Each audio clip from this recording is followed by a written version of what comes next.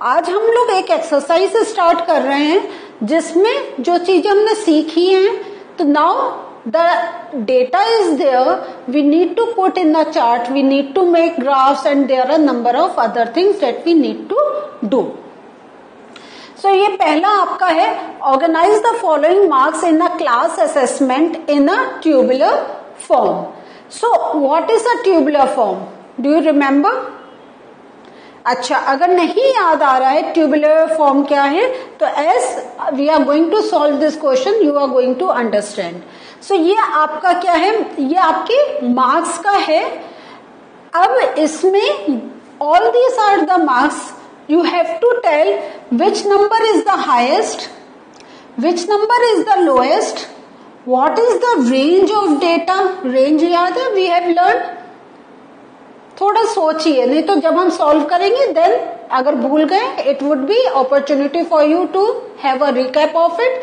नहीं तो जिनको आता है वो हमारे साथ करेंगे एंड देखेंगे जो वो सोच रहे हैं वो ठीक है या नहीं. And then we are going to find the arithmetic mean. Again arithmetic mean, do you remember? चलिए, जैसे हम सब क्वेश्चन सॉल्व करेंगे you will come to know. So which number is the highest.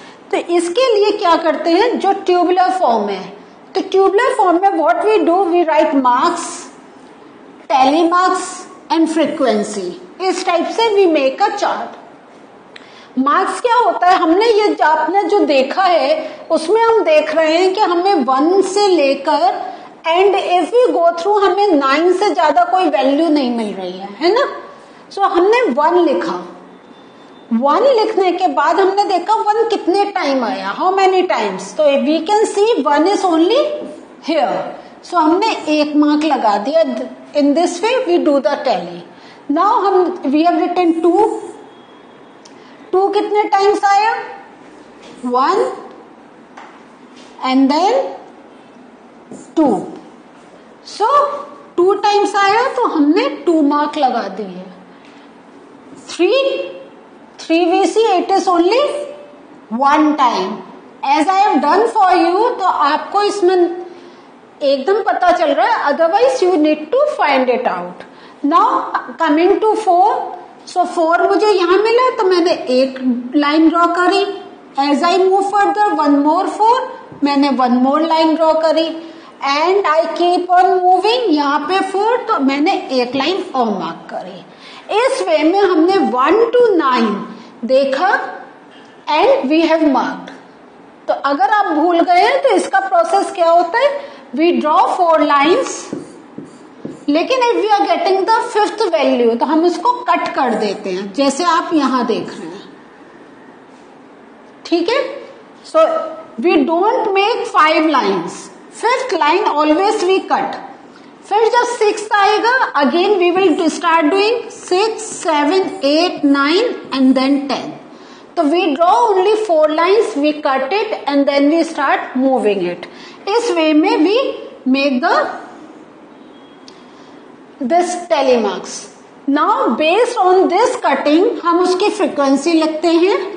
So इसकी फ्रीक्वेंसी के लिए what we do, 1 है तो 1 लिखा, 2 लाइन से 2 लिखा, 3 लाइन से 3, यहाँ पे 5 है 5. एंड इन दिस वे जितनी लाइन्स है उसका we have written in the numeral values. So हमारा जो क्वेश्चन था हाईएस्ट नंबर, हाईएस्ट नंबर हमें इसमें क्या मिल रहा है, 9. Yes, 9 is the highest. So 9 is the highest. Lowest number 1. Yes. Now to find the range. याद आया रेंज कैसे करते हैं? Range we subtract the lowest value from the largest या हाईएस्ट वैल्यू. तो 9 minus 1. सो यहां देख रहे हैं 9 minus 1, this comes out to be 8.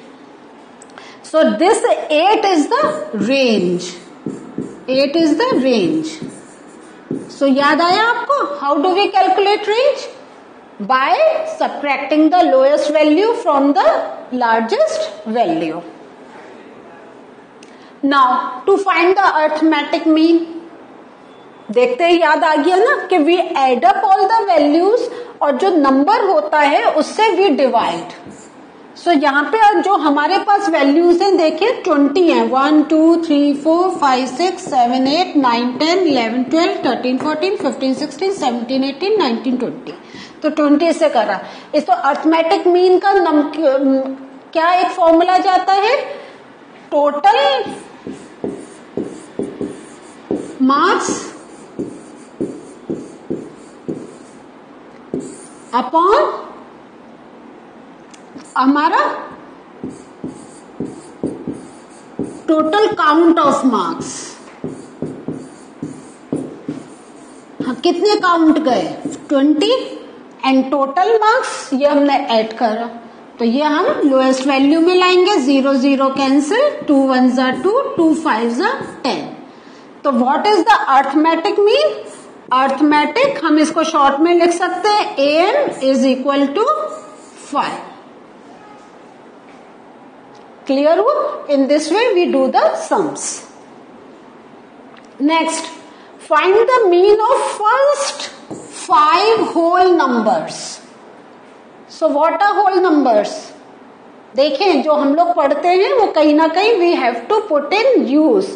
तो whole numbers are, it starts from 0 and with the all positive numbers.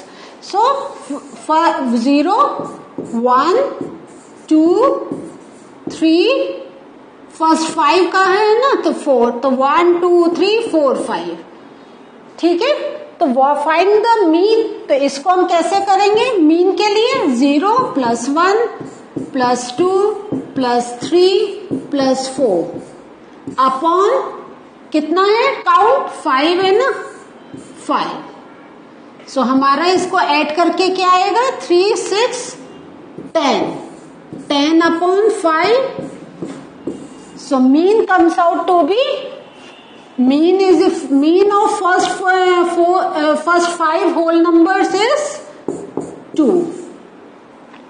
So in this way we calculate the mean. I am very confident अब तक आपको mean तो बहुत पक्का हो गया होगा. Next, a cricketer scores the following runs in 8 innings. 58 76, this is the count. Find the mean score. तो अगेन तो mean score is equal to, तो एवरी टाइम आप देखिए you have to write the formula.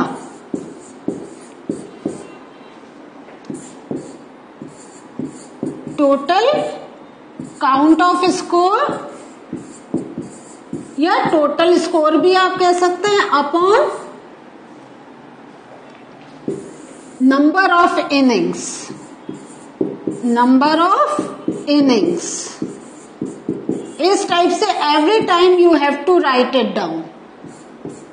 सो अब आपको पता चल गया क्या करेंगे, आप सब ऐड करेंगे.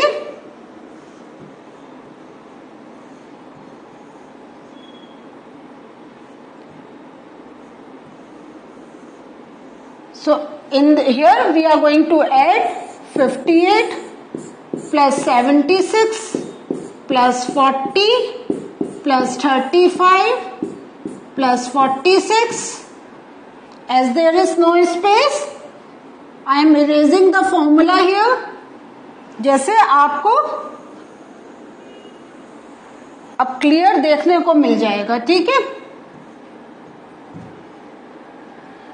सो इसको हम ऐड करेंगे. 58 plus 76 plus 40 plus 35 plus 46 plus 45 plus 0 plus 100. And ये कितने गए, 8 इनिंग्स हैं.